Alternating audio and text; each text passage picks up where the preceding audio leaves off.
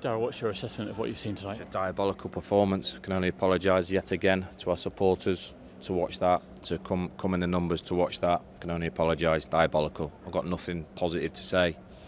Didn't look any men, no leaders out there, no nothing. It was diabolical.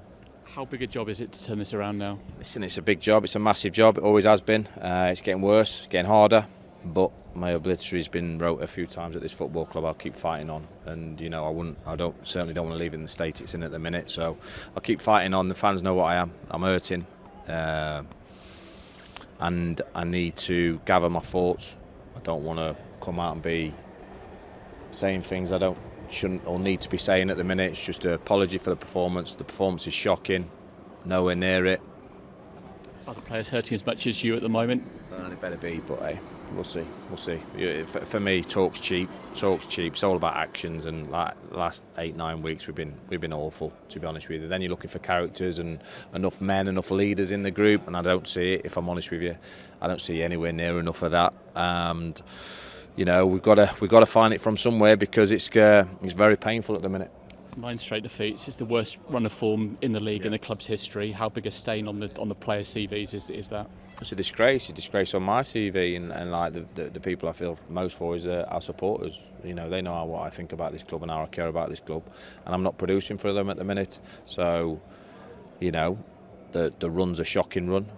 I don't think we deserve 9 defeats, if I'm honest with you. I think there's a few performances in there that have been good, but nowhere near the standard and level we need at this football club. That is for sure. So we've got to see. Like I said, I'm not going to say too much after the game, just other than an apology.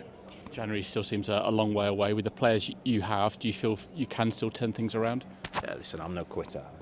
Everybody knows me. Listen, I took this club into non-league. I have no intention of doing that again. I'm no quitter.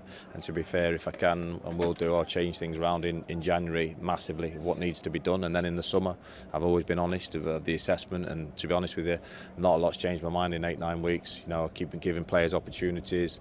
They're not taking those opportunities. And I think the club's too big for them, for some of them at the minute, if I'm honest with you. I think it's told that. I think some 1 or 2 players we signed in the summer as well, not producing. So, a lot of work to be done, a lot of things needed, but certainly I'm always up for the fight. The fans know that. The club's too big for them. It's a strong criticism. They've got to take that on the chin if it's... Well, listen, I don't care if they don't take it on the chin, it's facts. Listen, talk's always cheap on everything, but when I look out there and I look at characteristics and men, I don't see enough men out there. I don't see enough players representing the club how it should be represented. And I know how it should be represented, right? So I have to do something about that. I've tried everything, arms around them, double days, treble sessions, bits and pieces. I've got to keep working on and doing that until we can necessarily make the changes in January, then in the summer, because it's nowhere near good enough. Just finally, you point above the relegation zone at the moment. We've got a lot of concerned gasheads getting in contact with us. What's your message to them? Yeah, of course they're going to be. I'm concerned. Everyone should be concerned, but we've got another game Saturday, and it's all about, we've got Derby game Saturday. I've got to make sure that I get a team out there that's going to do the club pride, because in recent weeks we certainly haven't done that. Josh, it's a really painful night tonight. How would you sum up what you've seen? Yeah, firstly I think I just want to apologise to the travelling fans. Obviously that's 9 games now, and they still come in their numbers, they still give us the support, so yeah, massive sorry to them. That first half was unacceptable really. I thought we'd come out in the second half, we actually done well, created a few chances, but yeah, at the end of the day we lost 4-0 again, so I think we need to take accountability as players. The manager, the staff work tirelessly behind the scenes, so to give that performance tonight is unacceptable. But we just need to keep going, stick together, and move forward to Saturday. It's the worst run of form in the club's 142-year history. How embarrassing is that? Yeah, like I said, I'm a bit lost for words at the moment. Obviously, straight after the game, it's tough to talk. But like I said, we just need to stay together now. A bit lost for words. It's difficult to kind of put you on the spot after that, and we appreciate the fact you're fronting up. Darrell Clarke's been quite strong in his criticism. I guess that's something that you could have expected given the run of form. Yeah, I'm not sure what the gaffer said, but I think we deserve it at the moment. Like I said, it's unacceptable. It's got to change. That first half, was unacceptable. Like I said, we come out second half, we give it a good go. silly error that gave them the third goal. Then the game was dead and buried really.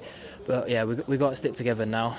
The gaffer, his staff, like I said, worked tirelessly behind the scenes. So to give that first half was unacceptable. But yeah, it is hard to speak after the games. But no, I just want to say a massive thank you to the fans for coming in their numbers on a Tuesday night. That's 9 in a row now, and we need them more than ever now. So we just need to regroup and keep going. It's difficult to hear, but Darrell said that the club is too big for some of the players. That the players have to prove him wrong, I guess.